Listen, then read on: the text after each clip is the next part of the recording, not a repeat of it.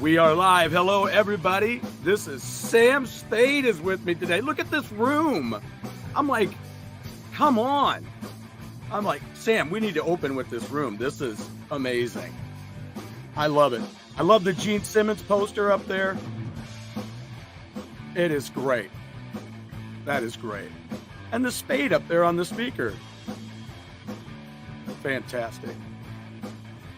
All righty, all right. Come on in, Sam. Let's see what we got going on. I wonder if you can hear me okay. Come on over.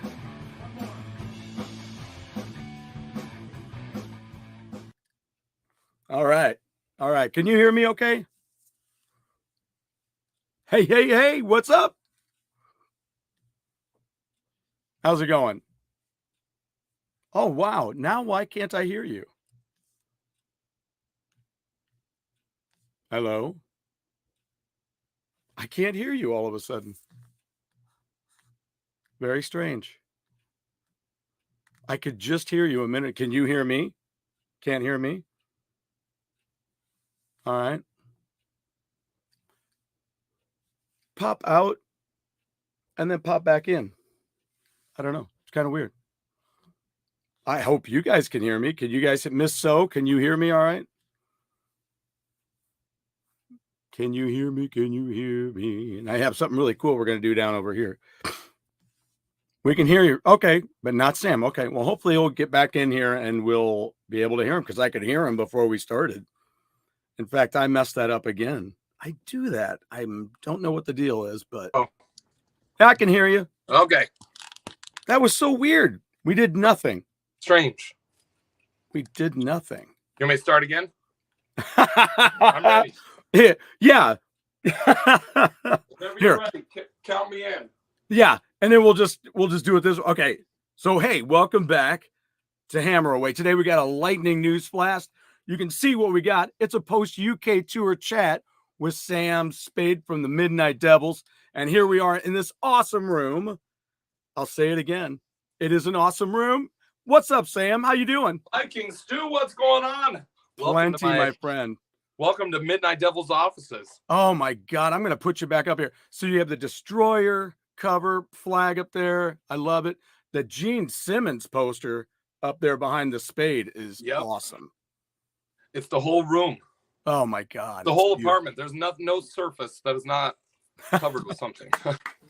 Just like when we were teenagers, man. It's exactly what it is. It's glorified. I love it. That's great, man. I dug it. I was like, man, we got to start showing that room, man. That's great. And all your merch, it's like the bedroom, the bathroom, the whole thing. It's just covered in posters and cool, I guess, memorabilia from over the years. Yeah, yeah. Including, is there any undergarments in there at all? No, there's no undergarments worn, ever. We frown upon undergarments. Oh, okay. Oh, well, okay. I was just talking to one of our radio personalities here yesterday, and mentioning you guys, and cool. And I was talking about how I was talking to Liam about, man, do Wayward Sons, Hell's Addiction tour over here, and get the Midnight Devils on that too, and that would be killer. Let's do it. That's a great idea, man. And I don't know, to be honest, maybe that's something else I can do with this channel. I don't know. I'm like, what else could I do with this? You know, connecting bands, connecting people, and also maybe helping to fund some of that stuff. There you go. You know, because we were talking about it, you and I, about the visa stuff, and it was like, it's just crazy what it costs. It was, yeah. And I think it's only going to get worse. What, and why do you say that? I just think that seems like the way that it's headed is it's going to be more difficult. Not more difficult, but you're going to have to jump through more hoops to be able to travel in Europe, I think, next year. Okay. And travel abroad. Okay. Yeah. How easy? I mean, it seems, I'm sure it was relatively easy for you guys this time around. Yeah, it was super easy. We're kind of getting it down to a really like a science almost. Like, okay, I know the people to talk to. I can get all this done before the deadline, you know, before we're like sweating bullets, like let's get this done right now. I know what it's going to cost me. I know what we need all the information, and we'll do it now and be prepared so that we're not waiting till the last minute. Do you guys feel real good about your business sense and what you do and how you run the show there and how you prepare for those things? I do, and I think with anything else, it's something that you learn, and it's something that you get better at over time. And if you would have talked to me a year ago, I would have not known anything, and I would have been completely in the dark with these grand aspirations of doing great things. But now we went through it, and we kind of are getting better at managing money and making it's really stupid to say, but it's not stupid, because I look up to those guys that are great at business as well. You know, Gene and Paul, to be quite frank, and it's okay. You got the one aspect, which is being a great entertainer, being a great musician, but there's also something to be said about being a good businessman and making good decisions.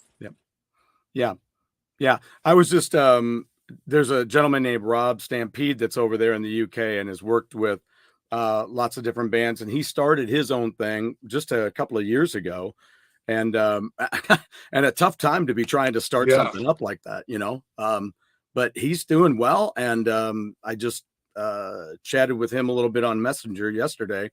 And I'm looking forward to having him on the show and talking to him about his business. And he's got some rules out there and things that just advice to give people like yourself and other people, you know. And I really think it's something that's like you don't really know, and it's unspoken, right? Oh, join a band, travel the world. Well, there's a few extra things that you got to put in there.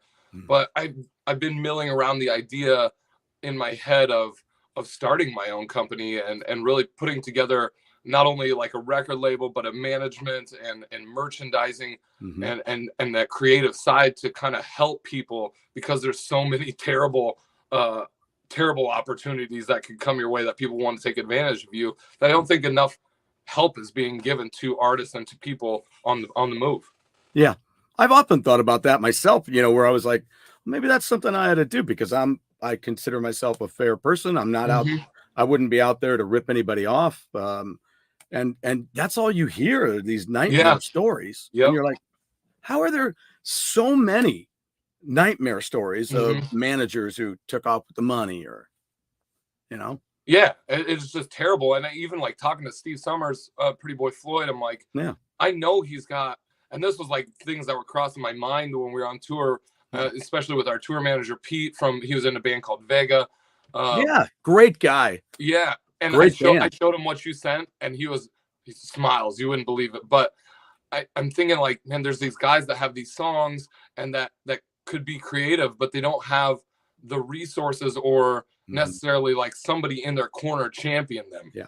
And I think that's really missing. And why is that not a thing? Well, you know, I need to double check with Dave Tedder. He's out in Vegas, and he's got Head First Entertainment, and he's the one that hooked me up with Hell's Addiction. He deals with them, and he's got tons of stories too. That's the other thing we were talking about. Just like you and I, you know, it's one thing leads to another, and you have these great stories, you know. And he was, you know, he's a guy that works with these bands. He's even working with a guy that's here in town, that used to have a connection that you would be familiar with. But you know, he's dealing, like I say, he's dealing with Hell's Addiction over here in the States. So I'm like, how do we work this out to do that? And you're right. They just need somebody to get it out there in a good, honest way, and in a not going to screw you over fashion. Yeah. And doing it with like a good reputation and doing it our way. And there's been so many stories of, like you said, so many stories of guys with bad reputations. And you're like, well, I still have to work with him, even though he's a jerk and nobody likes him. It's getting me the money and blah, blah. I want to fly above all that. Right. You know, one of my early things that I did on this solo channel, now that I'm on my own here, but one of the first things I talked about was the things that they didn't talk about in movies. And we have the music industry to thank for that, because they won't talk about certain things. Like Tom Petty was, very again, MCA screwed him on so many different aspects, and he went to the grave with just all the hassles that stuff caused. But when you see his documentary, I was ready. Here it comes. 1978. He starts the career, and then he's in FM. Let's talk about the movie, and right over it. Yep. Glossed right over it. Didn't even mention it. And it's just, yeah. And so many things come to mind. I just like, I don't know. Why is it like that? Why does it got to be like that? Right. Is it greed? Is it money? Is it, what is it? Yeah. I don't understand. And yeah, I think that maybe it's my lot my lot in life, or what I'm being pushed towards, is to kind of resolve some of that and to help and do something good. Exactly.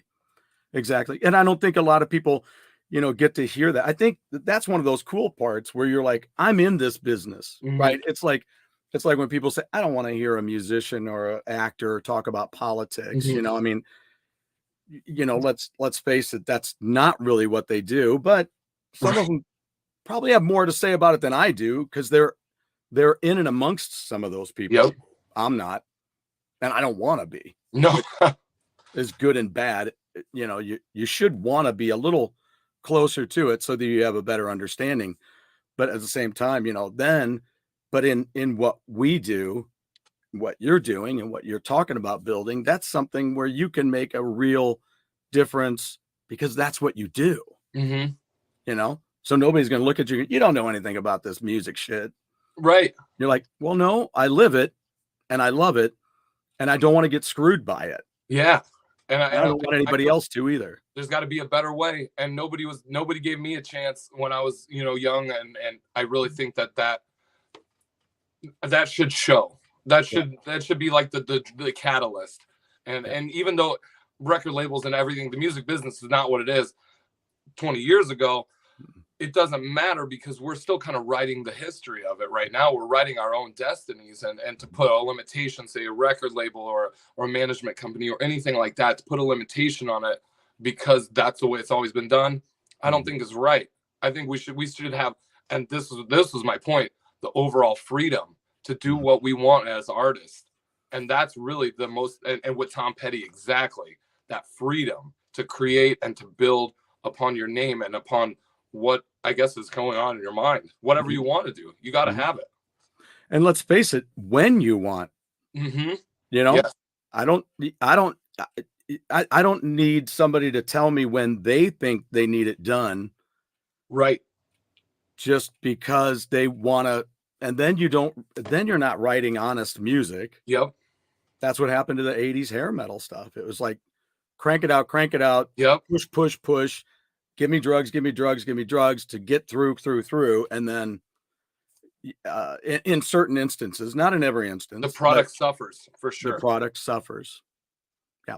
And then bands show up at clubs like the one we have across the river here at Pops, and they're like, metal's back. I'm like, motherfucker, it never left my house. Yeah, never died. It's like Gene Simmons, I'm sorry. I love, it is what it is. But to tell me that rock is dead, don't do that. No. Don't try to grab a headline like that. And if that's not what he's doing, he can hear this and give me a call. Yeah, it's because you could go, how could it be dead? We're alive and breathing right now. Right now. Yeah. I've got it right here. Look at this. I was just checking out my new turntable. Hey. I got this Season Life. It's pretty nice. It's got some built-in speakers. Cool. And it's nice. And I was just, look at this. I was just pulling this out. And I was like, I need to put this on. Yes. It sounds so good. And I'm like, this thing sounds pretty damn good. If I can give it a good review right here, because it's easy to put together, gives you a video to check it out, how to do it all. Look at that. Oh, that's just beautiful. Gorgeous. That is, and I love the artwork. Just gorgeous. Yeah. Just one. Oh, and look at there's the etch side. Yep. There it is. The laser etching. Look at that. And it's so funny. The guy, when we did these, I go, you know what? I want like a pink and green splattered, really cool vinyl. Yeah. He's like, okay. I think I can do something cooler. And I go, how can you be cooler than that? What about an etched vinyl? I go, okay, you have my attention. And that's what came out. So instead of like a pink and green one, we got that. Oh man. So on this side, you've got your etched vinyl. Yep. And that goes face down, and you have your 2 tracks on this side. Yep. A 12-inch single etched vinyl. I just love this. Quite unique. Yeah. This is a beautiful thing. You know what my problem is, though? You always got to plug it in. I know. I was like, I don't think. Oh, I did. Oh, I did. See, that was the thing. I was like, wait a minute. Did I actually get it plugged in? I remember putting the plug back there, but did I get it plugged in? And I did. All right. Play. Look at that. There it goes. And like clockwork.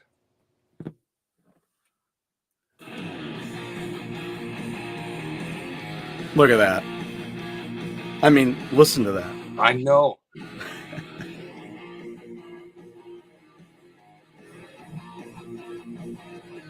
You guys killed this. I love this. Thank you.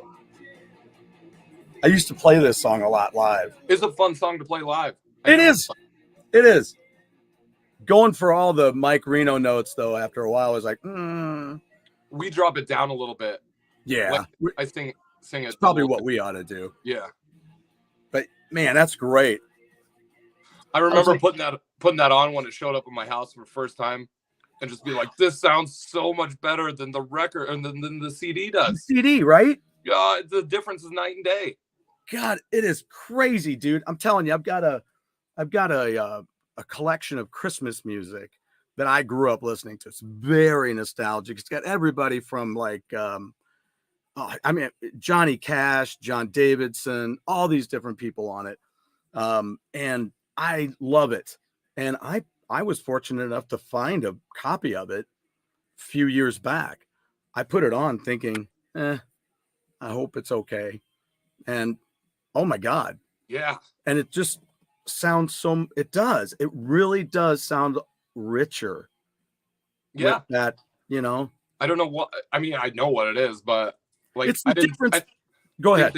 I didn't think the difference would be so big. Right. I felt it immediately when I put that on, and I'm like, wow, there's not a lot of scratches, not a lot of pops on this classic record collection. Somebody really took care of it, and it's fortunate that it's seasonal. Yes. They're hard to find. Not played all year round. Right. You know, and I think it just sounded so good. And I think if I could describe it, it's almost like when somebody sends you a text and they send you like, here's a virtual hug. And you're like, oh, they care about me. That's very nice. Right. I do that a lot, right. So much so I send out Viking hugs. Right. And I use the Van Halen logo for it. VH, Viking hugs. So I'm like, it's like the difference between that. You're like, oh, they care. And then that actual hug. Yeah. The skin on skin.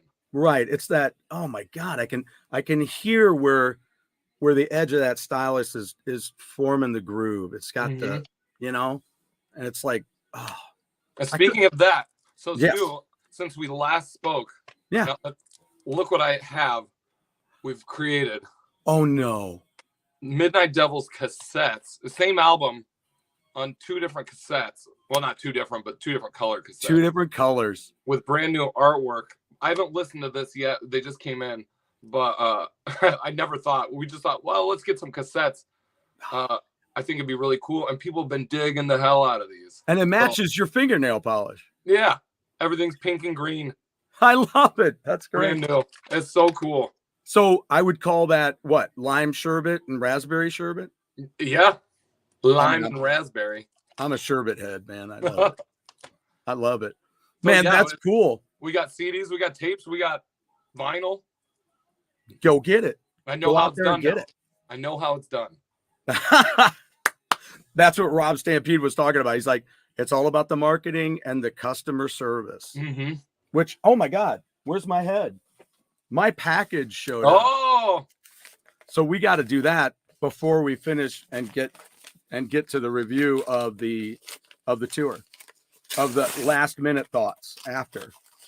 So this is, man, I've been dying. The first time I saw it, I fell in love, man. I think I messed up. Why? I think it's it's the different one. It's the other one. I think I gotta send you the other one. Okay. Can I pay you for the other one? No. Okay. Of course not.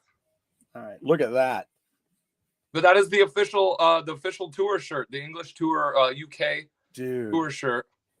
Well, all the way to England and back. I tell you what, I'm very blessed to have this one too, because I love this. I think that one's really cool. Oh my God. Jeez. I would love to. I should buy a large off of you too. I'll send you. Let me see what I got. I'll give it to my wife. She would love this. Because I know there's like very few shirts left. I think like even the Australia shirts are gone. Okay. There might be one left, but okay. I think I have another one of the other style. I'll just get it in the mail for you. Good God, that is cool. You didn't make a mistake. It's a happy circumstance. Right. Everything happens for a reason, Sam. You know right. This. That's right. You know this. And everything happens when it should. It's totally true. Everything happens when it should. We have Nocturnal Miss So with us today. She said earlier she could hear me, but not you. So we fixed that. So now she can hear us both. Lurking in the background, Saboteur says, while setting up my new Atomic Edition Evercade. Ooh, that's one of those new game systems where they do a lot of retro gaming. Oh, yeah. I have one up there, and I'm getting ready to unpack it and stuff. So it's great to have you guys with us tonight. Cassettes. I mean, it's crazy. They were talking about cassettes with a band. Oh, shoot. It was a band out of Chicago. Oh, Sam, I should know exactly what it's called. It's like a new wave punk band with a female singer. And there's a record store here called the Record Space, and they re-released it. And I think it starts with an S. The band starts with an S. And they released it. They were going to release it on cassette, and they released it on vinyl. I bought that. Oh my God. What is the name of it? God, it's right back there. The cassette is so weird. It's like, I don't remember the last time I saw, like, I worked in a record shop, and my boss was a huge cassette guy. So he had cases and cases of these he collected from the 80s, right? Yes. And so I'd open these cases and be like, whoa, those are really cool, but nobody's going to want those. Why would they want them? It says it's a dead media, right? And then guys who come in and buy these, because they spend hours flipping through, spending $20-$30 on one cassette. And I'm like, okay, there might be something here. I can admit when I was wrong. We got that's now. Okay, all right, I was wrong. I was wrong. And it gave me a good excuse to do new artwork. I know. Olivia did brand new artwork. I love it. Yeah, like I've got this stuff back here. This is great. This is great. And we're chicks with huge racks.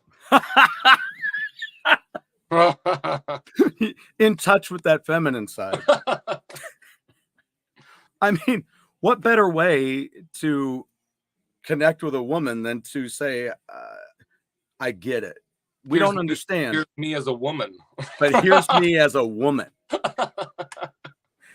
Now it's just so damned unfortunate that there's so many guys out there going, well, I identify as a woman. Yeah. So they can get into these sports and kick some ass. I'm like, come on, man. That's not cool. This is different. This is a flamboyance bending, gender bending reality. Right. It's an episode of What If, right? That's right.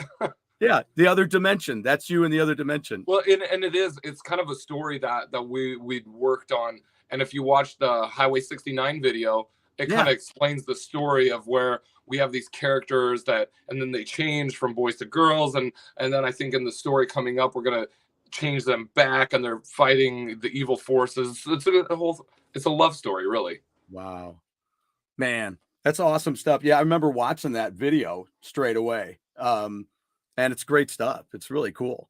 And I dig the MD logo. That's the kind of the logo, the new logo that we're working with, not necessarily working with, but where's it at? Right there. Yeah, there it is, right there. Yeah, Jimmy came up with that, and we were kind of thinking like, okay, if you were to go out and get tattoos or something like that, Yes. that's kind of the idea behind that MD logo. It's a great idea. I love it. I love it. You got to watch those drummers, man. They're clever people. Yeah, They're crazy. it's like 95% BS. They and are 5% crazy. brilliance. Yes. They're crazy, but they're brilliant. Man. And they know how to make a show. You know what I mean? It all comes down to that. Absolutely. And Absolutely. I've been very blessed to have Jimmy in our band because he is, while he is the wild man, while he is the mess, he's absolutely insane. A handful, to say the least. He's one person on stage that I never have to turn around and even worry about. He's always there, right. Always in the pocket. Right.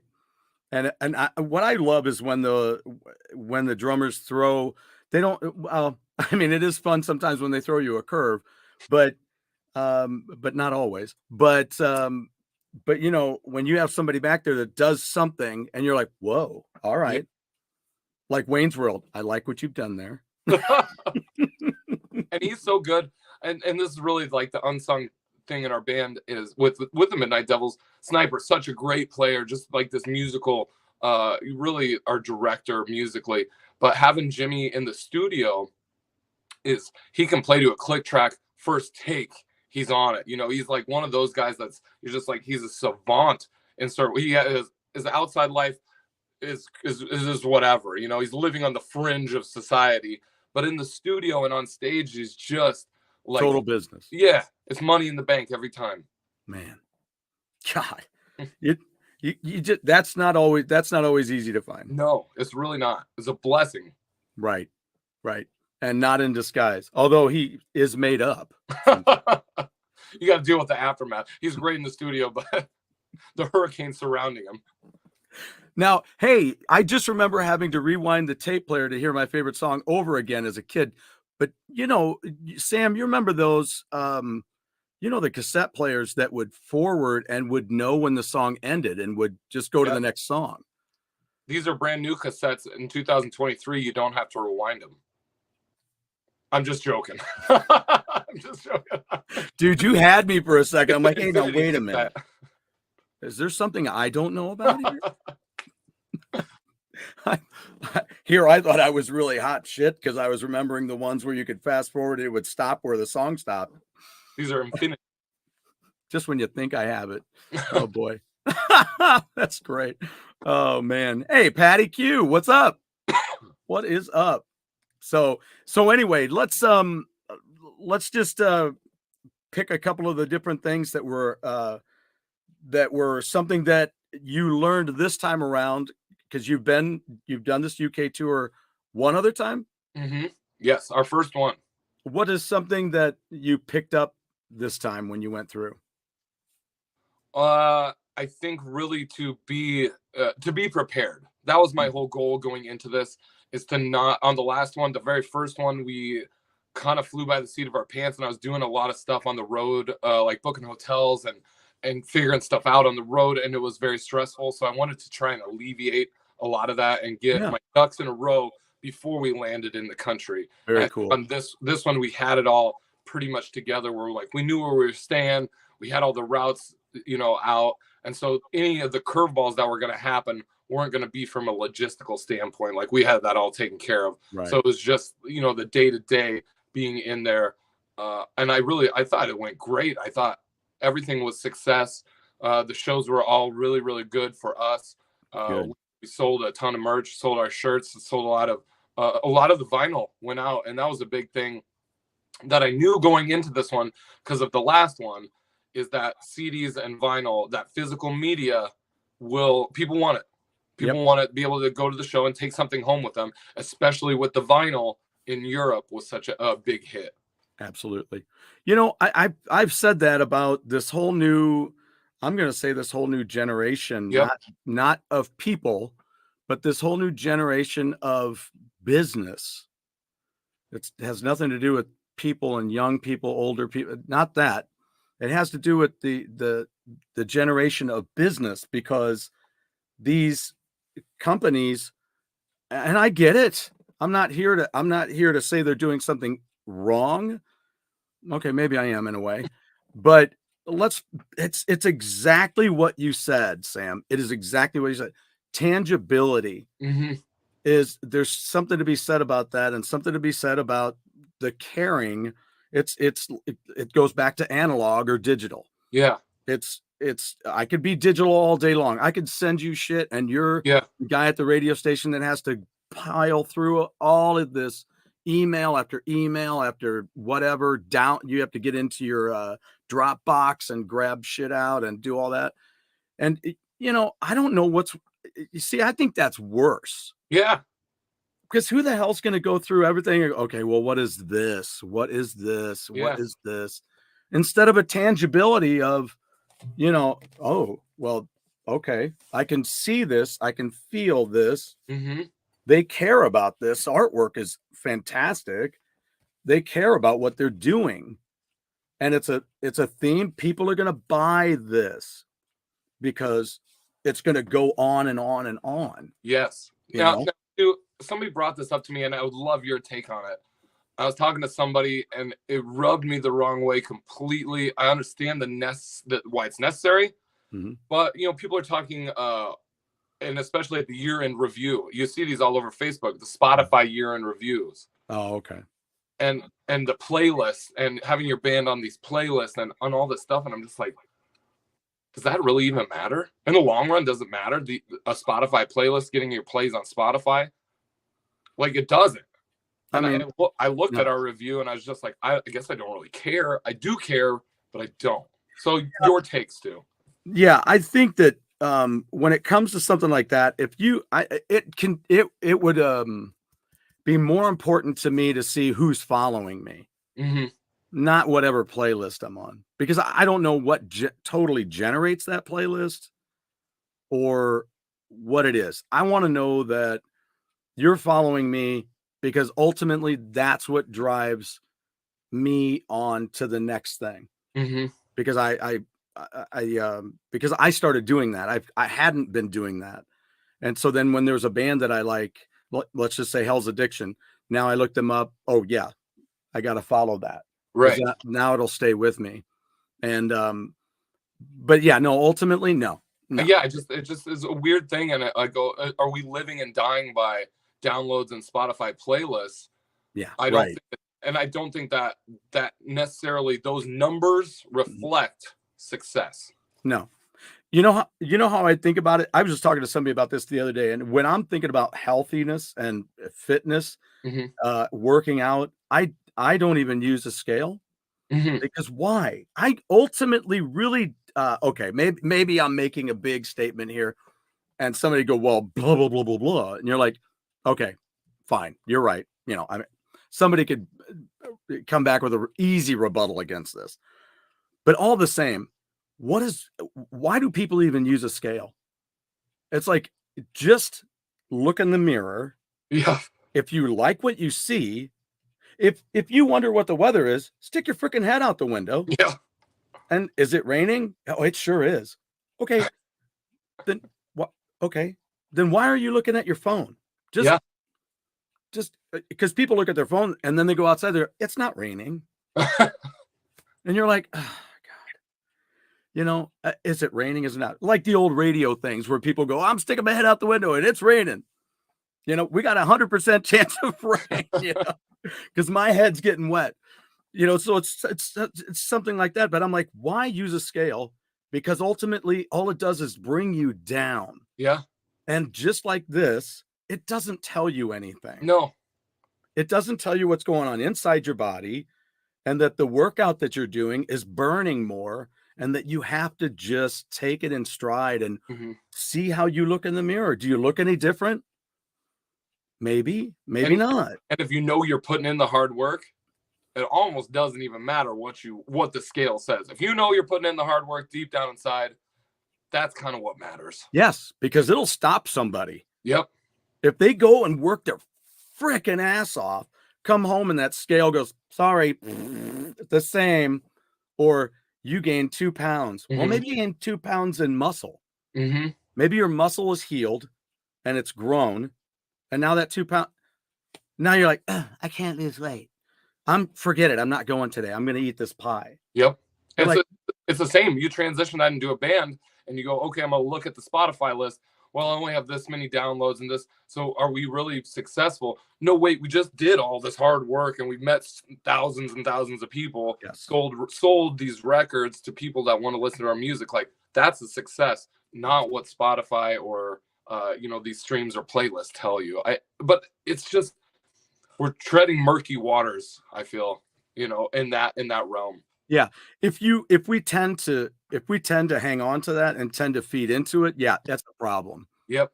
It's a problem. But it's like when I was starting this part off, it's like when I was thinking about some of these record companies that I was like, well, can you send me a physical copy so that I can get this to a radio station and then they can feed it into their system?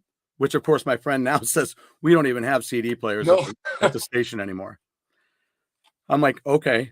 So, because I'm like, if they have a tent, like Wayward Sons, for instance, is another band that's a lot like, marketing wise, it's a lot like what you're doing. Mm-hmm. You have these great covers and interesting arts, and you think about the packaging as well. Yeah. Because it's tangible. Yes. I buy this and we're from that. All right, now I am talking about generations. We're from that generation that had all these beautiful vinyl. Exactly. And we'd sit there in front. Exactly. And there's something new to see. Yep. Whatever it is. The more you look at it, you're like, oh, there's this like bubblegum moon. That's kind of cool. Yeah. And there's this little fleck of green. What's that about? I don't know. So there's so much to look at when you can actually see it. Yep. Instead of making it so small that it's a throwaway item. Especially, I was doing it with the cassettes, and I was like, so last night we were out, we had to ship a bunch of the cassettes, so I was signing them, and I'm like, how? And this was my first time ever being on cassette. Oh, yeah. So I'm opening up the thing, trying to sign it. I'm like, yeah. Small. What is wrong? Why was this a thing? And you're trying to read the artwork on the back. You're like, I can't see it. It's so funny, cassettes. Oh man, I know, it's so tough. It's so tough. That's why, you know what, dude? That's why I had to buy this, because I'm like, I had to get the Remember when the guys had the cassettes with you'd open it up and be like, and you're like, oh my god, how am I gonna read all? Winger. Yes. Winger. I interviewed Winger at a hotel, and that's all I had. It was a cassette. I didn't have a CD of it. I had a cassette, and I took the cover, and it's like it had all the lyrics in it. Yeah. Atlantic did a great job with the package on that, but still, like you said, it's an accordion. You're like, could you sign that? It's so wild. Everything's so teeny tiny. Yeah. And it's crazy amazing. But the tangibility of things like that. I said, I could help push this. I could help push Wayward Sons more if I had a tangible item. Yeah. It used to be they just shipped them out. I don't know. It was like, here you go. Oh, I used to work at a record or at a radio station where every week you get 10 to 15 CDs. Yes. With cool artwork. And that was like I was right at the tail end when they transitioned to MP3s, but I still have the collection of all those radio promos. Yes. They're great. They're cool. Yes. I got a stack of singles over there. I used to get them from Al Hofer down at Casey. Yeah, exactly. And just crap. They were like, oh God, we don't need this. Mm-hmm. Can we get rid of this? And I go, dude, I'll take it. Yep. I'll take it. I went to a video game convention here, and they had DVDs in a big bin, a plastic bin, and a box. And I said, the DVDs down here? And he goes, yeah, they're all free. I go, yep. No, I know that. I'll take the lot. And he goes, do you want to look through them first? I go, nope. Just give me the boxes and I'm out of here. And I brought them home and went through them. There was some gems, lots of shit, but there was no Rise of Skywalker, thank God. Speaking, I could have smelled that a mile away. Winger, I remember that guy's hair. Yeah, he's kind of growing it back out. Kip? Yeah. Yeah. We met him. This earlier in January, we were at a show together, Oh, and I wow. was standing on the side of the stage watching somebody play. It must have been like Steelheart, and Kip walks out, and I was like, man, while a classy dude, right? Mhm. Real. I was like, yes, that guy looks good. Very short. I was not. Yes. He was tiny, but Yes. very nice. And that was the funny thing. You watch all those old videos, which my wife used to take double takes of all the time. That was, whereas we would look at the, whoever, you And know, yes, Vixen, Lita Ford, be like, oh my God, she would be like that with Kip Winger. And then when I interviewed him off the cuff, because I was interviewing Lonnie Vincent and Jimmy DeAnda from the Bullet Boys. love Lonnie. Lonnie's so cool. He is very cool. And you know what? I thought that the gentleman that took over for him looked like him when we were at the Rockin' Skull Yeah. in 18. I thought he looked a lot like Lonnie. Yeah. Or was it 17? It was 17. Yeah, I remember what you're talking about. Yeah. And one of my heroes on the bass, by the way, weird enough, like we met him at a show, and I'm just like, I don't know how to tell you this, but like what you did was awesome. You're a hero. Like you and he was so cool, and he was nice, and he talked about it, and he's like, you guys are punk rock. Like we need more of this rock and roll coming from the guys coming up. I'm like, yes, yes, yes. So I have like a great Jimmy has different stories about Lonnie, not as good, but I have positive stories. Right. Well, mine was pretty cool. We'll talk about that. You know what? Let's you and I get together sometime soon here in the next year. And we as bass players, let's do a bass player show. I love it. Let's talk bass players. And it'll be part one. Yes. You can't just go, yeah, well, one will be good. Not enough talk. We only need one to talk about bass players. That's not the way it works. Not the way it works. We're way too awesome to just. You would appreciate this. We played up in Cincinnati last week, right? And so we flew up to the show, so we couldn't bring our like amps with us. Mm-hmm. And they go, no worries, we'll figure it out. And Sniper got a great amp. And I was like, I talked to this guy, and he has what looked to be an Ampeg head. Yes. Right. And I go, oh, cool, this is gonna be great. But it was like an Ampeg knockoff head with it was like a 410 cab and then a 115 cab. And I was like, well, that should be. He's like, it's not the greatest head, but it's sure is loud. And so I go up there to play. We don't have any sound check. It's a festival. We get up there to play. I sound check, sounds all right. We launch into the first song, and the thing just stops. No. What is going? 500 people, sold out show. Bass amp's not working, and something with my bass playing and the guitar I had was overdriving the amp, and it would overheat and shut off. So they had to have some guy come up there and dial it in while we're playing the show to finally get it to work. And I was just like, of all the things that could go wrong. Do you have an active bass? Yeah. Oh, yeah. Yeah. I wonder if the switch wasn't switched. That was probably what it was. I didn't even think. I just kind of plugged it in. I go, boom, boom, boom. Well, seems to work fine. Right. You're thinking maybe that guy ought to be on right there to say, do you have active? Exactly. Switch. Where was he? It's like, it's your amp. I don't, I'm the plug in and play guy. And then, but Carrie goes, do you think anybody even noticed? Did anybody talk to you about it? I go, no, you're right. They don't, as a bass player, they didn't probably notice. No. No. Well, Sam, I got to admit, I hate to admit this, but the other night we had a great gig. We played out at Tuners on Main, and out in St. Charles, and on the way to the Diamond, Yeah. Musical. And had a great gig. But man, that first set, bang, we nailed it. Dead on. I mean, my guys I looked at them and I go, you guys are killing it. Mm-hmm. I stepped away from the mic and told them that. And then there were these two gals behind, and I go, these guys are on fire. And she's like, you're on fire. I'm like, well, thank you. All right, we're on fire. But, it was one of those things where you're just like, but then, God, so I'm having such a good time. Get into that second set, and I'm like, what in the hell is the matter with me right now? I had so many screw ups. Oh, oh my God. It's the snowball, or the snowball's a bad thing, but it's the avalanche effect. It's like one thing happens, you're behind the 8 ball, and once one little, and you get in your own head. Right? Yep. Okay, stop messing up. stop messing up. You're doing a show here. People are watching. You're going to screw up this whole show.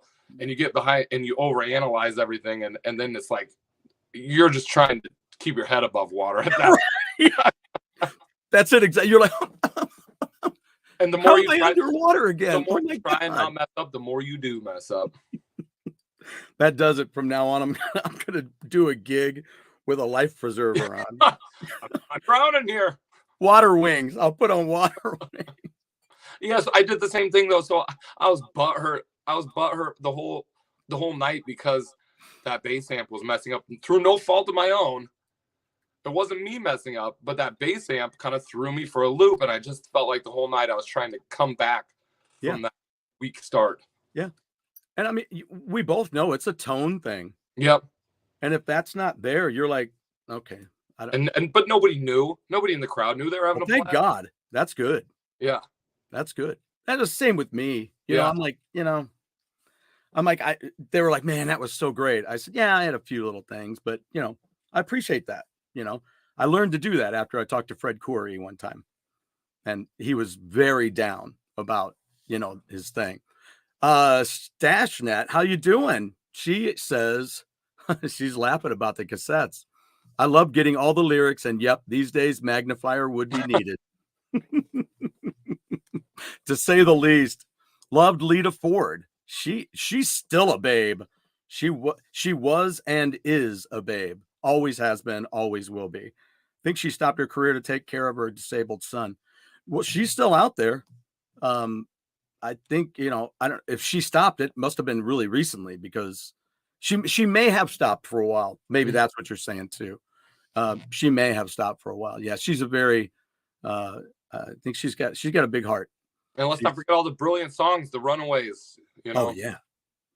She's a rock and roll icon for sure. She sure is. She sure is. She was devastatingly beautiful then too. Just, and just a powerhouse, which is that's what I'm going to be doing a show with Bethany, Graham Bonnet's wife, and bass player, because we're going to do, we'll probably do a couple of shows, because it can't just be one, about women in rock. And because I get very bent out of shape when I hear about stories about the Runaways, stories about Heart, and the bullshit they had to endure, and and really it's sometimes, how it is, Sam. It's not always the bullshit they have to endure that we endure, whatever any of us humans are when we're going through life.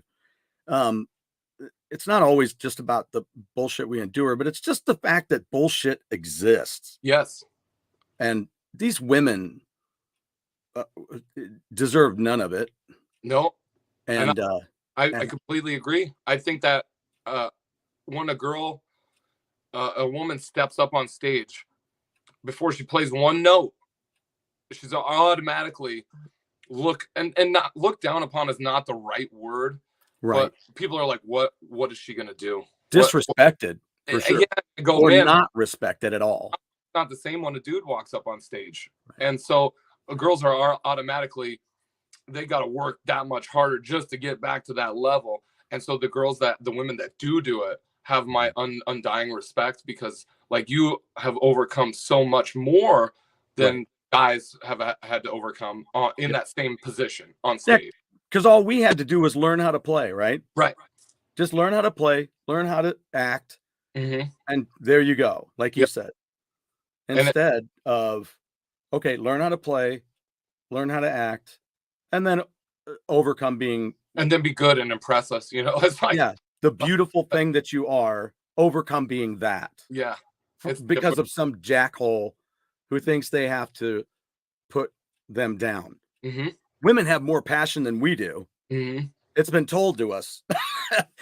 It's been proven to me, and it's been told to us for decades, for millennia, and yet still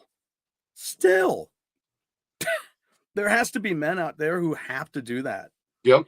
And I'm like, are you serious with me right now? Yep. When we were kids, I'm it's too bad to have to admit that we used to go, you throw like a girl. And I'm like, I know plenty of women who throw a ball better than I do. Right. You know? Absolutely. And are stronger, all this Yeah. stuff, Yeah. and more brilliant, business minded, and everything. And I think it's really like how you take it and how you treat other people. And it's that same, I'm giving equal respect across the board. The respect you give me, I'm giving it right back. That's right. And it's tough to say. I say this. So working at the strip club, really, I get to work with a lot of very, very strong female personalities. Mm-hmm. But at the end of the day, we're all entertainers. Yep. And so I have to say, I kind of have to be hard with them. I go, I know you don't feel well. I know you don't do this. Get up on stage and smile and make eye contact. Do your gig. But I see these girls overcome so much and get up on stage and do their job night after night after night. Yeah. I have the most respect, and I'll go above and beyond to do what I can to help them and to encourage them and say, be creative and be unique and do your thing and make this as beautiful and as wonderful as you want. You don't have to settle for anything less. Yeah, that's got to be tough, man. I'd have a tough time, I think, working in and amongst that. I would, as a boy, yeah, I'd be like, ooh, yeah. But at the same time, you're like, just be careful and be the guy, because they need somebody in that environment. They need somebody to be the good guy. Yep, that's exactly what it was. And going into that job, I knew I'd been around strip clubs enough where I knew that the DJ could be this like scumbags guy that could get whatever he wanted because he's kind of got the girls over the barrel. Yeah. But I didn't want to do that, and I didn't want that perception to rub off on me. I wanted to be like that safe place where, like, okay, every guy in the club is gonna sexually harass you. I'm not going to do any of that. More, in fact, I'm going to encourage you and push you to grow and to realize your potential, whatever it is, even if it's just inside of this building. Right. I want you to succeed. And I tell them that. Same with being in a rock and roll band. When you walk up on stage, the crowd wants you to succeed. They don't want you to fail. So inevitably, before you play any notes, they're on your side. Same with the stripper. When you walk up on stage, these guys, they want you to succeed and they want you to look awesome up on stage, and they're going to throw money at you. You just got to make them realize that. Yeah, right. It's like going to the restaurant and your server is just over and above. And it's like, here, man. Wow. Yep. Here. Because we've all been in certain situations like that where we're like, really? You're going to, okay. The classic is Ed DeBevick's that closed down up there in Chicago, right? Did you ever go to Ed DeBevick's? Never did, no. Man, that was where they have their format is your server is snarky. Oh. And the first time we went there, we had a woman that was serving us, and she was snarky and fun. I was like, okay, all right, I'm ready to go. Let's do this. And we had a blast. Next time I went in there with a college buddy of mine, and there was we had a gentleman serve us that day, and he did not get it. He was an ass. I'm like, dude, you don't get it. He's just a dick to be a dick. I'm going to say he was an ass because I'm a dick. I know what that is, but an ass, you're just like, dude, seriously, you don't understand. I don't want you here right now. You know what I'm saying? When you're an ass and you don't get it, people don't want you there. Nope. Totally. But you can be kind of a dick and people are like, that's funny, and you're like, I get that, it's, but he didn't get it.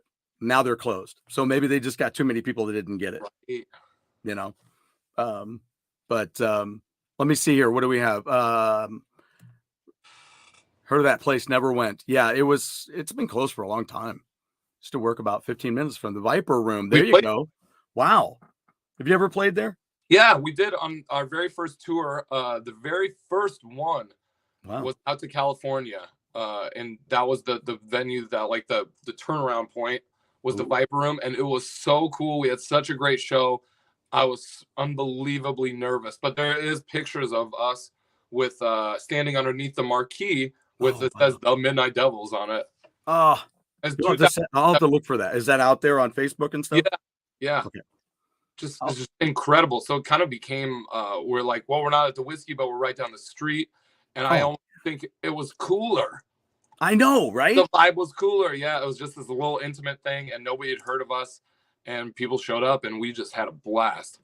Man. But what a historic venue. Tom Petty played there. Johnny Cash played there. All these great bands played there. Yeah. Yeah. It's pretty crazy. Where's the cat house from all that? I don't think that the cat house is that some other. Yeah, it's out. And it was only, from what I gathered, it was a space that they rented or they used. It was only once a month or maybe something like that, once at first Tuesday of every month. So it's kind of like a building that they rented and then threw that party there. But I don't think it was close to the strip. It was a little bit off. Yeah, wouldn't that be interesting to have a club that would just rent a place every month? I thought about it. Don't think I have it. I thought about it with the strip club. I can't put it together. But to just have a rock night once every month. Yeah. Where all you did was play rock music and cater to people so like that. Yeah. And there was chicks and booze and whatever, and you just played great rock music and people just enjoyed listening to rock music. Well, if we can get that together, I got a band, we can do it. Done. I mean, because we have plenty of tunes in our list that we could do that would be danceable. Yep. You know, I remember doing I probably ought to save this, but it's okay. I'll let it go for now. We'll talk about it more later. But I remember doing Chippendale shows at the theater near here. You were a Chippendale dancer? Because I could believe that. I mean, well, I was an usher. No, you don't want me. I'd be like the Chris Farley, not quite that big, but I'd be like the Chris Farley. Yeah. When we are looking for that style of body form, we'll give you a call. You gotta run upstairs and get your bow tie. I would need to see it. Cufflinks. Because my wife won't let me stay around like that. She'll be like, "Yeah, get back downstairs, honey. Dust off the bow tie." You're like, "Come on, don't act like you don't like it." Look at that package. But oh, we digress. But let me ask you this. Hey, you guys were on tour in the UK. And I was just wondering what songs seem to be the most powerful. Now, did you had a set list because you only played a couple handfuls of shows, a little more than that, but you played a dozen shows, right? Yeah. Yep. Right. So then what was in that set list? What seemed to be the highlights? We didn't deviate too much from our set from the last tour. We knew what we were kind of doing. We knew that we had 40 minutes to 45 minutes per show. Mm-hmm. Now, that being said, as usual with the Midnight Devils, we will run everything over and we'll always drag our sets out till the headlining band's like, "Come on, you guys got to stop doing this." So of course we did. And Pretty Boy Floyd was giving us shit at the end of like, "Do you guys have to go over 15 minutes every night?" But when the crowd is going crazy, I'm not stopping it. Okay. No. Like, that's why we're here. We got something to prove. The crowd's going crazy. They don't want us to stop. So the big songs for us was Party in the Back. Went over so well. Really? And the crowd would sing it louder than a hell every night. And I'm like, this is the first time these people have heard this song. They're singing Party in the Back every single night. And I think that was really one that really won them over. And and that was kind of like, when you design a set list, you have the ebbs and flows. So you come out strong and then you kind of go into familiar territory to hook them. Mm-hmm. And then you kind of get in the single, and then you kind of have a song that's a little mid-tempo so people can catch their breath. And then you go with a knockout blow. Mm-hmm. Right? Boom. And so with that, we would do Party in the Back, or we do like Working for the Weekend, mm-hmm. which would kind of catch people off guard. And they'd be like, "Oh, I love Party in the Back." They're singing their heads off. And then Memphis Mile, I'd come out into the crowd and we just pushed it over the top. Easy. Wow. But on this one, it was really cool. We started playing some of the new songs at soundcheck for the new record. So that was really cool. A great experience to kind of get these new songs into a live setting. Mm-hmm. So I love being able to do that and kind of like a testament to the guys in the band. It was like, "Hey, we never played the song. Let's do it live right now at soundcheck and see what it sounds like." And it sounds cool. We're all happy. The other cool thing that would happen to me is that Steve Summers never really did the sound check with the band. And so I go, Steve, why don't you just let me sing? And so I would get to sing with the guys in Pretty Boy Floyd. Oh, wow. And I would sing, I would get to sing their sound check every night. And I was like, this is so cool. That's cool. Like, I just got to, your creative wings get to fold out a little bit farther. And you'd be like, I get to sing with a different band and sing these songs. And then have Steve stand there watching me, dissecting the sound. Very cool. I thought it was a nerdy moment. It is a nerdy moment, dude. I love it. I love it. It's like when I went out to Hollywood for the Keel reunion out there and was hanging with the band at the rehearsal time and getting to be up there and singing Grand Funk with Ron Keel, and you're just like, so I called my buddy who helped me get started in the being a professional musician here in town. And I was like, thank you. Just wanted to call and say thank you. I just sang American Band with Keel. Yeah, it's cool. I wouldn't have done that. Yeah, exactly. So it's really amazing. So that was, I love doing that. And I love being able to kind of put those new songs out there. And I think it's the new direction, not new direction, but the continuation of where we're going is that we play these songs a lot. And now we're going to start adding in new songs. And on this third record, we start getting to the point where if we only have a 45-minute to an hour set, we got to start dropping songs to add in new songs. So what do you drop? How do you write the set list? It's a constant ebb and flow where the Midnight Devils don't necessarily have a set list. We call them out. I call them out depending on what I feel the audience is, depending on what our time is like. Right. And I think that's a cool thing to where we have the opportunity to make it interesting and different every single night. It's not tracked. We can call out whatever song we want. Have you ever thrown it out to the crowd and what do you think? About this one? Not the crowd so much, but our tour managers will always, they've been really cool and receptive about, okay, you guys need to, even though I love the 15-minute guitar solo in Panama, let's cut that down just a little bit so we can add another song on the backside because I think these songs will go really well and the crowd will love them. And that's what we did at that Hard Rock Hell Festival. They gave us an hour. So we cut down one, but added in another song, and that just went over the top. So we gave ourselves an encore. That's cool. In so many words. We walked off stage, we're like, you want one more? Knowing full well I had 15 more minutes to go. Right. You're like, okay, we'll do that. Yeah.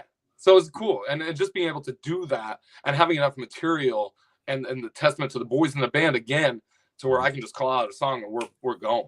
Absolutely. Yep. Yeah. And working with those right people and them working with you, you being the right people, you know what I'm saying? Just like we were talking about before, it's a communication thing. It's an outside person looking in, because if it was me or somebody else in the band calling the shots, they'd be like, oh, what's their ulterior motive? Do they want more stage time? No. It will serve the band and serve the show better if we do this. Yeah. Yeah. And I liked what you were saying about, when you were like, well, how does that, you said it was not a new thing, but I started thinking about that and I'm like, no, but it is great when you're growing. In my case, when I am choosing cover tunes, and I'm like, I think this is really cool. I think this is going to go over well. So you work the hell out of it and then you get it in there when you're ready. Sometimes maybe when you're not so ready, but because you're like, we're doing it. Yep. Just do it. Yep. And it works out great. Sometimes not as great, but it's never a complete failure, especially with these two guys I work with. But that feeling, it's that song's coming up in the set list and you haven't played it live yet. And that feeling going into that song, you're like, I don't know how this is going to go, but we're going to take this ride together, That's right. That's what we did. My Town by Michael Stanley. Okay. The other night, and we killed it. It was beautiful. It was a great moment. That song means a lot to me because that's kind of what St. Louis is now to me. It's like this is my town, and I've been here for quite a while now, since '87, and it is the town where I learned about loving. It's the town that taught me it's never too late. And so I was going into it. I was like, don't get misty now. Yeah.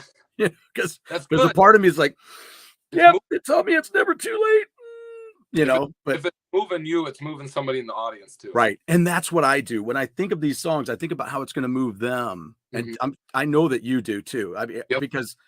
because I've seen your show and I love the show, and you are a people show.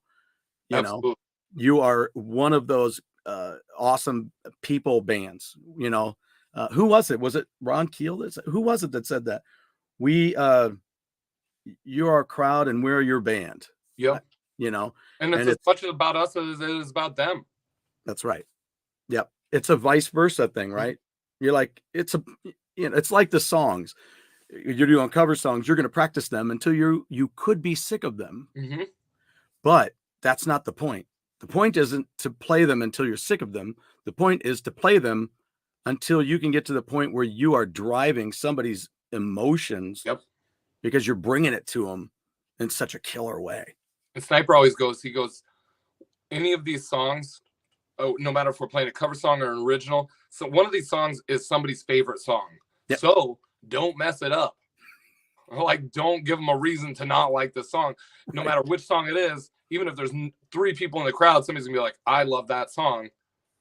I want it. I paid my money for the ticket. Let's go. You know, it's the same thing. So do it justice every single time. Never take it for granted.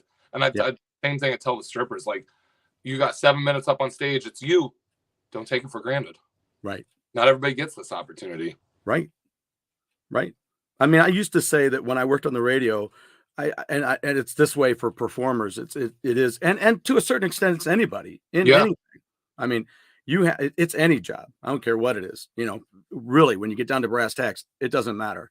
We're all artists at what we do. Yep. But I mean, I used to say about the radio, because you had to have that personality and that pep. Some people don't, right? Some people make a living of Johnny Fever, right? In that show, he made a living at being a crass kind of hippie rocker jerk, you know, kind of not jerk, but snarky. And sometimes he was like this, you know, but that was part of his charm, you know. But when you get on the radio, for most everybody, most other people, when you're on a top 40 station, you got to act like you had sex 5 minutes ago. Turn it up. Hey, everybody. Just wow. And here I am, you know. That's the way it was. So that was always my line. Yeah. How do you do that, man? You stay up late. How do you do that? And I'm like, you just gotta act like you just had sex. You just learn it. It's something you flip on, and I almost don't even think about it anymore. No. Because I know what, and even as a DJ, because I DJ 5 nights a week. Right. And you know, it's the exact same thing as radio. DJing radio, DJing strip clubs, exact same thing, just with strippers, right? Yep. And same with being in a band. You're tired. You don't feel like there's stuff going on in your personal life. As soon as you push that on button on that microphone, we're performing. This is our show. Here's we're starting. We're going to end, and it's going to be a positive forward momentum all the way till the end. Absolutely. Absolutely. But I will have to say, I think yours is cooler than just being a DJ in a booth. Yes and no. Yes and no. Because I can imagine. I have to listen to terrible music. Yeah. But with the 8 hours a day. I remember listening to Girls at those when I was ushering those Chippendale shows, and just watching those women who were, you know, my age now, you know, back then, you know, they were my age, and they're these older women just like getting into it. Where normally you're like, you would not like this if I turned it on. If I turned on this song any other time. Yeah, exactly. You'd be super pissed right now. Shut that off. You know, but not now. And I think that's awesome to see that. It's like Trans-Siberian Orchestra, right? I always call that metal for the masses because that's what it is, you know? People, they're like, oh, this is really good. You're like, good, because that's what I've been listening to most of my life. And you've been poo-pooing it. It's rock and roll guitars with drums and fire, and just because it has a Christmas tinge, you're okay with it now? Right. It's a Christmas song, but that's the style I've been listening to all. Right. Right. I don't know. It was weird. is weird. But so what is next? I don't want to keep. I mean, this is like epic for a lightning news flash. Lightning. I mean, it's crazy. But, Twice. so yes, right. See, we're just making this is a big lightning strike. Yep. This isn't about quick. It's about making a moment. See, a long moment. I like it. Which is what she said. So, so what's the right now? You guys have how many songs that you're working with to decide on the new album? I believe we're at 12. Okay, perfect. So we took the time almost a year ago. I would say January, February of last year when we were on a break. We decided like, well, let's write these songs. We got the time. Then we toured all year, and now we're at the point where okay, we really got to buckle down and get them recorded. Yeah. Do you guys have some demos and things that you've been listening? Did you make any demos for it that you're listening on our voice memos? So it's nice sitting in a room together with one guitar, one bass, and like the notebook. Right. Thinking the songs, and that's how we did them all. So Jimmy's heard a few, but he hasn't heard most of them. But it's fine. Like I said when we started, he's good enough that it won't matter. Right. He'll knock it out of the park no matter what. But the songs I'm excited about because they're the continuation of the story of what happened to us over the last year. Yeah. That's the continuation of where we're going. So when we're Never Beg For It left off, I knew where we were, and so much has happened since that. Good, bad, traveling, being in a rock band, funny things, all of that, those great stories, I really think are captured in these new songs. That's great. That's about what we're going to release. Our first trips overseas with Enough's Enough, and kind of just, growing up isn't the right word to say it, but living life under the conditions of being in a touring rock band. Mm-hmm. Mm-hmm. Yeah. And I think, in doing that as part of what you're doing, there's the cool thing is you get the your crowd, your fans are in with you because they're like, I was a part of that adventure. Yep. I remember that moment. Yep. What he's talking about there. I was there. You're totally right. And I just wrote that on Facebook. Like, thank you. I just want to thank everybody. I don't even know how to say it, but for being a part of this adventure, because that's what it is for me. It's an adventure. It's a journey. I didn't do it by myself. Right. I did it with Sniper and Jimmy, but we also did it with everybody else. Yes. And everybody else was along for the ride. And that's so cool and so exciting. And when I talk about that new generation, that new rock and roll revolution, that's exactly what I'm talking about. Yeah. And you nailed it right on the head, Stu. Yeah. Well, there you go. See, that's great minds think alike. I was wondering too, I started thinking about that when you were just saying that. And I started thinking about how I approached our crowd the other night and wondering if I did it right. Mm-hmm. Was I kind of was I in too big of a humility moment, where you're like, come on, you guys are awesome. Mm-hmm.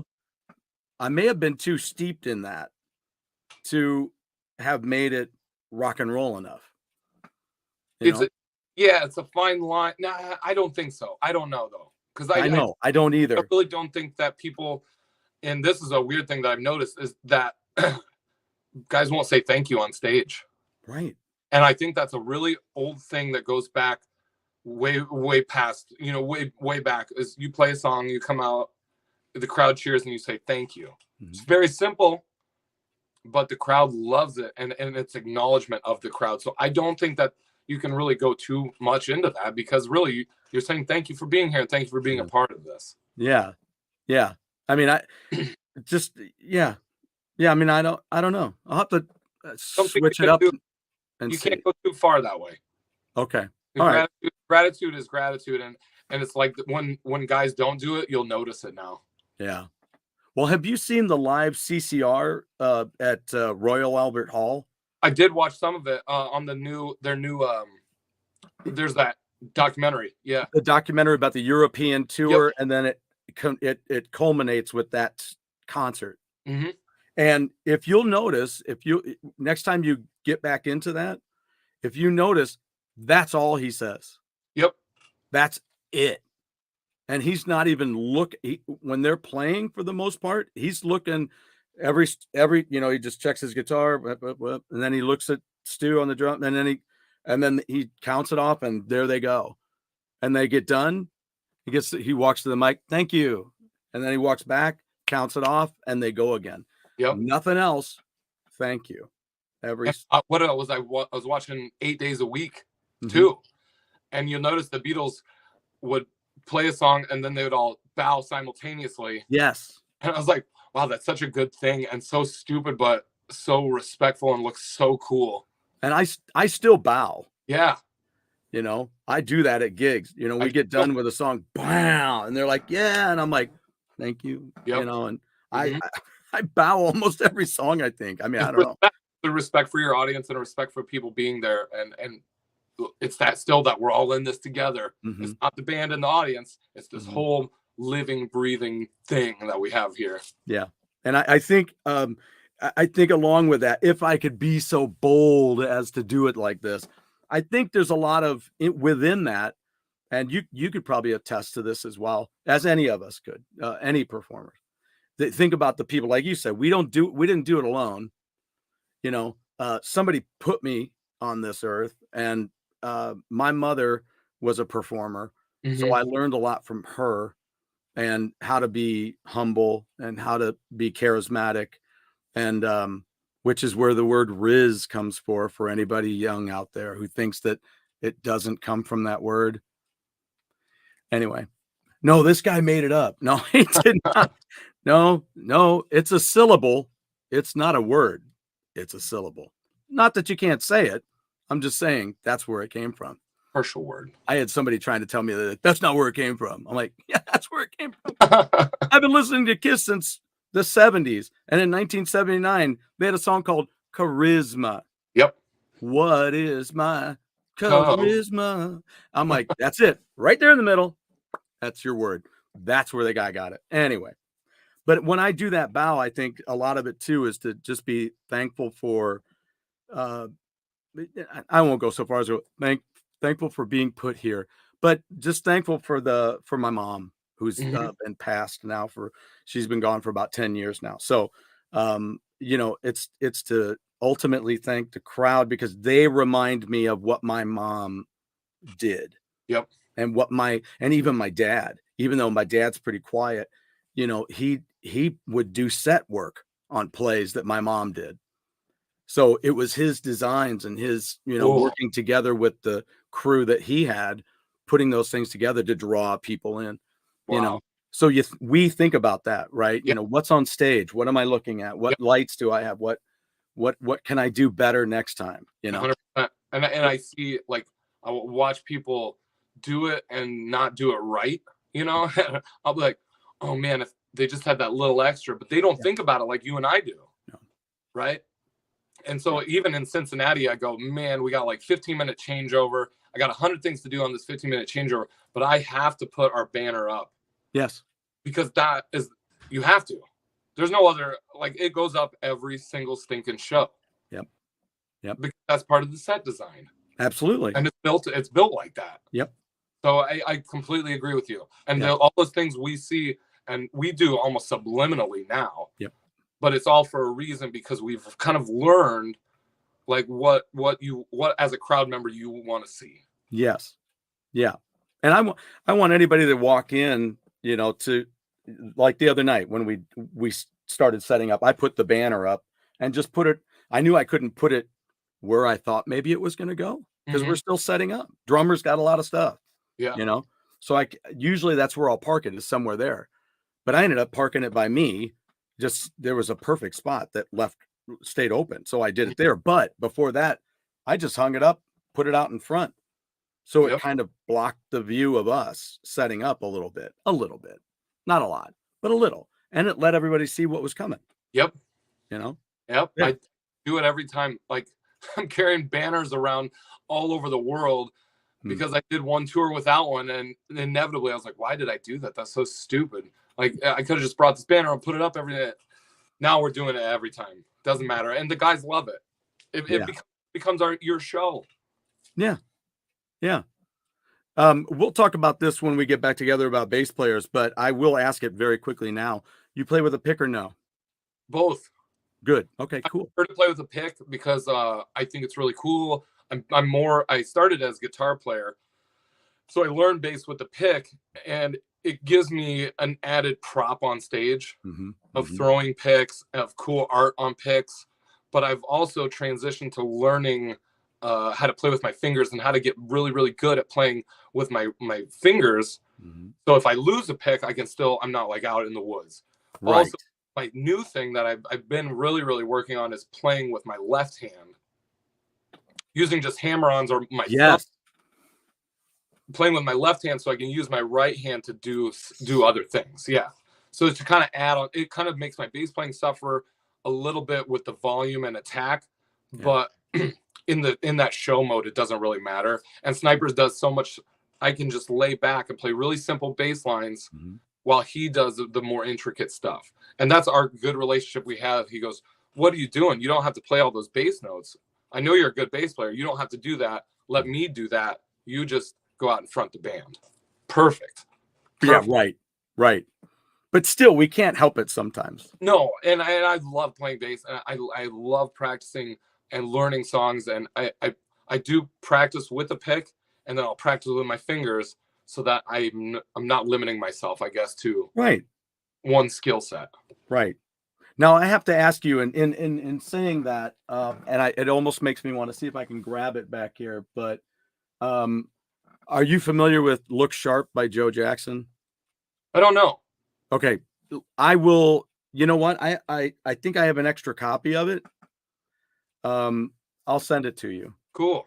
And you will enjoy it because that guy does some of the greatest pick work I have ever heard. And David Kirschenbaum did the production on that album, and it is so well recorded and so well produced that those bass lines just come to the front and just sound gorgeous. And they're picked, Awesome. And I was the guy who was like, Steve, I always said, Steve Harris doesn't use a pick. I don't need to use a pick.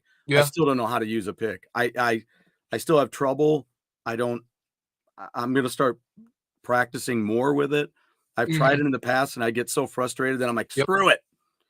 I don't have time to do that, but I need to make time because it's the same with me with playing with my fingers. Cause I'm like, wow, my arms hurt. I can't do this. But Steve Harris plays that way, and he's the best bass player of all time. So you should probably learn how to do it. Okay, fine, I'll learn how to do it. But there again, you're like, well, one of the other great bass players of all time was Chris Squire, and he did both. Yeah.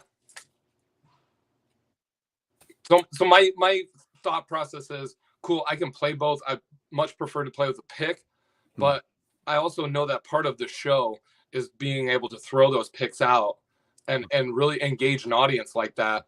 And I love that. I love that aspect of it. Yeah. So super Kiss, Yeah, but absolutely. Still being able to, if I get lost in the audience with no picks, I can still finish the show, no problem. Absolutely. I think I would love to. I'm gonna do my best, and I'm that guy, Sam. I'll pick up a pick if I'm I just picked one up the other night. I did my gig. I looked down on the floor. There's a pick. I picked it up because it's a pick, so I picked it up. Yeah. I picked up a peck of pickle peppers. No, but I'm like, I'll pick them up. If I see it, I'll pick it up. Yep. And I'm like, I'm not going to just let it lay there. I don't know. I just put it in a jar. I got a jar full of them. Yep. And so many people collect them, and it's like a thing. I just carry them in my pocket even. And people go, "Oh, you're in a band." And I go, "Here's my band. Here's my guitar pick." And they're like, "Oh." My buddy Marty. Did we talk about this? Do you know Marty? He's in Rock Brigade over in Chicago area. I don't know. I don't think so. Okay. Marty Craven's his name. He used to be, trying to remember the name of the band he was in before. That's terrible. But they were, a big popular cover band over there too. Rock Brigade is a Def Leppard tribute for the most part over there. And he's just killer. And he just had some guitar picks made. And he said, buy them on Black Friday because it's the best time. So and where do you get your picks? We're endorsed by Intune Guitar Picks. That's what he does. That's what he gets. So they cut us a pretty good deal, and the technology that they have to create really cool artwork on picks, it's just it blows my mind. Like I have ideas for picks, I send them the art, they're done, they're pink, they're annoying, like people love them. And Carrie, my girlfriend, she's somehow collected almost every pick I've had through the years. Oh, wow. And there's like 30 of them. And I go, oh, that, looking at that collection, I go, that's so cool. Like it takes me back when I see them to when I first started playing with picks. I would just Sharpie my name on them. Mm-hmm. I'd be like, Sam. And then you throw them out in the audience, you know, before you scuffed up the Sharpie. And now we have these really cool picks that are become collector's items. And it's kind of a cool thing. Yeah, absolutely. Yeah, I got one from my buddy Sam Colton when he was here. It was so great to see him, and I'm looking forward to having him back on the show and doing it big time and having some fun, because it's a great show. They put on a great show. Yeah, he's killer. Faster's unbelievable. Always, they're like the best. Yeah, they were on that band that they've got, you know, and with their, you know, I guess that's the original bass player, and Slim Tender, just really, really good show. They killed it. I mean, I was loving it, and I was not a big listener. Let's put it that way. It's not that I wasn't a fan. I mean, subsequently, yes. I mean, I wasn't. Right. I didn't have a Faster Pussycat T-shirt, but I met them, knew some of their songs, and I was like, they're cool. You know, I just not enough money and too many bands.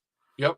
You know, I had to buy all the Iron Maiden stuff and Kiss stuff and Cinderella stuff and Winger stuff, and you know, just too many bands and Y&T stuff, and you know, and all that. But well, good. Well, I'm so glad you guys had such a great time. Thank you. We're gonna talk some more about all this stuff. This has been a brilliant freaking conversation today. Yeah, awesome. And so congratulations, and you know, all the success with getting these songs narrowed down and ready to go.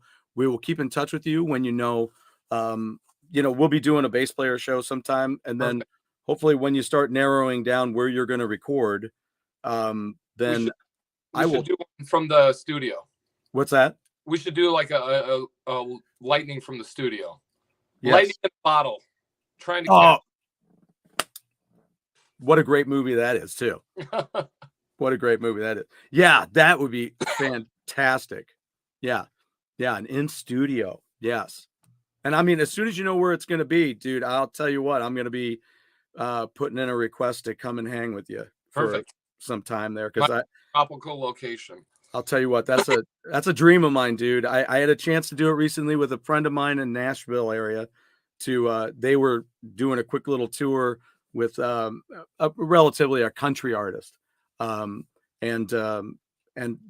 I said, can I be in the studio with you guys? He's like, I don't know. I'll ask if it's cool, you know? And I'm like, dude, it's me, you know? And he's like, I know, I'll ask him. So I met the band, and he's like, you're riding with us tomorrow, and you're going to go to the studio with us. Nice. Because we had such a great rapport immediately that they're like, yeah, man, come on. And so then they bought sandwich stuff, and I made everybody sandwiches. I'm like, you know, here we go. So a whole different thing. Yeah. So I can bake, I can make sandwiches. Perfect. I can, good to know. Yeah. I can be in the background, man. And there's so many albums, so many times I wish I could have just been a fly on the wall. Yep. Like I hear other people, you know, yep. And some of those people are people who didn't even care.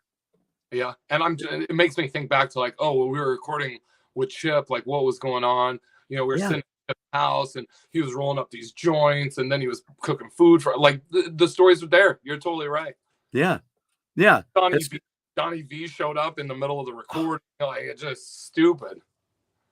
Jeez, takes you back to all the stories we've heard from some of our favorite artists, where they're like, yeah, we were just doing it, and then they were recording across the hall, and you know, that's how they ended up on the record doing a chorus on that song. You're like, and then we went over to their studio and did the chorus on that song, and you know, so it's really amazing, really cool shit. Well, I appreciate you coming on today and doing this. It's been a blast. We always have a blast, and what a great way to do the record and the vinyl and talk about it too. So I appreciate it. Be sure to get out there, check out their merch page. Check out. Then when do you guys go live again? Not till March. I think we're putting together a headlining U.S. tour in March. Awesome. So that'll be our big comeback to the States. Well, another congratulations there. That'll be great, man. I'm eager to see what that entails, man. We'll be cool. Your neck of the woods. Don't worry. Oh yeah, you will be. Yeah. Yeah. All right. Well, let's keep talking about that, and All right. then hang tight. We'll do the whole thing with the. I'll talk to you in the green room a little bit. Before we go, I'm going to look down here. Oh, look at this. Let's see. Yeah, she was 15 minutes from the Viper room. What was this one?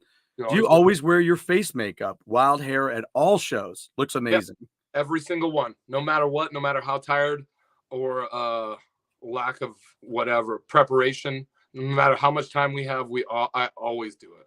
That's outstanding. That's how we met. You were Yep. like that. That's how it was. That's how it was. Got to head out. Miss So headed out, and that she's so awesome. She has helped me out. There's Papa Pete. Papa Pete's up in Nova Scotia and up there in Canada. So Canadian sensation. Yeah. So he's 2 hours ahead of us. 7:20, almost 7:30 there.